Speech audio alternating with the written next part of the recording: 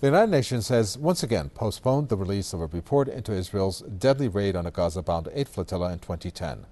The report was expected out this week, but media say Israel has asked the UN Secretary General Ban Ki-moon to delay its publication for the second time in a month. This as an Israeli official has refused to confirm the reports. Israeli commandos killed 9 Turkish activists during a raid on an aid flotilla.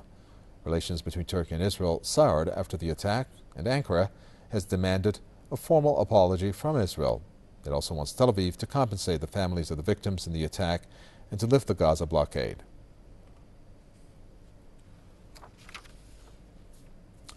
Well, Rэй Макговерn, former CIA analyst, joins us from Washington on the phone in order to shed more light on this. Well, Rэй Макgovern, here we go. Twice this month, and of course even prior to that, in terms of wanting this to be postponed. What do you make of this development, first of all? The delay of the UN report? Yes. Yeah, this is part and parcel of the U.S. and Israel exerting overweening influence on what happens at the UN. First, a point of clarification. Killed last year in the Mavi Marmara attack by Israeli commandos were 8 Turkish citizens and 1 American citizen. Now, Prime Minister Erdogan feels strongly about his citizens being killed, less so our president. And what we had here was a draft that was circulated, already postponed once, which by early reports said the Israeli commandos who landed on the Mavi Marmara were intent on killing people. Okay, now this is not a nice thing for Israel to countenance. After all, they're very, very concerned about what they call delegitimizing themselves, okay? Well, they're doing a really good job in any respect, but to countenance a UN report that says their commandos were set to kill the people on Mavi Marmara, that goes a little too far. And so they persuaded Erdogan to hold off for a bit, and they even persuaded him to take out the Mavi Marmara from this year's flotilla, a major concession on the part of Erdogan. What did he get for it? Zilch. And so now he is in high dudgeon, and he has threatened to visit Gaza after a visit to Egypt next month, which would be unprecedented and which would show how strongly he feels about this. After all, you know, at a session with one of the highest officials of the Israeli government 2 years ago, Erdogan walked out after the Israelis tried to justify their Guernica-type bombing of Gaza at the turn of 2008 and 2009. So he feels really strongly about this, and there is great pressure in Turkey. There were hundreds of thousands of people that volunteered to be on the Mavi Marmara this year, and Erdogan bowed to Israeli pressure. My guess is that the Turks, being a very, very proud people, they're not a gullible people, and they will move strongly now to see what they can get to extract from the Israelis as a concession for what they have already given the Israelis. And failing that, look for Prime Minister Erdogan to go not only to Egypt, but to Gaza. And that would be a place where the flotilla has not been able to go. That would break the blockade in a very significant way.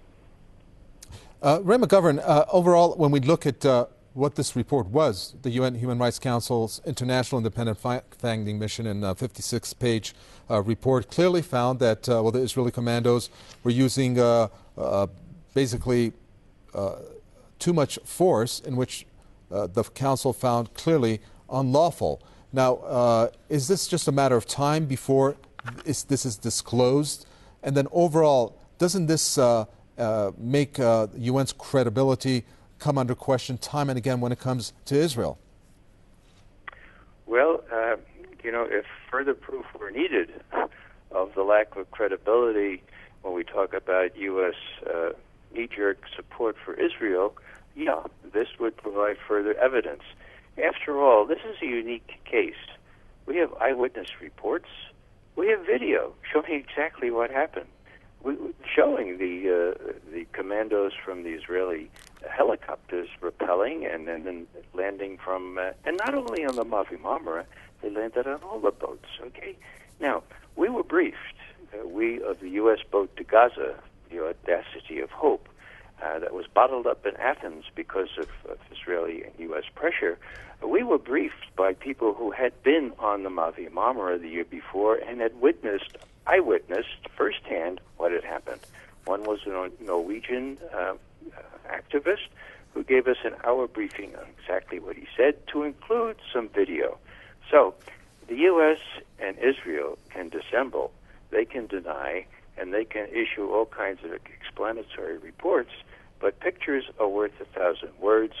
Erdogan of Turkey knows that, and I see that the initial improvement in relations between Turkey and Israel is in real trouble now. And as one of the Israeli senior officials of the Foreign Office has admitted, we need Turkey. They used to be our friend. They used to be one of the only Muslim countries that had a decent relationship with us.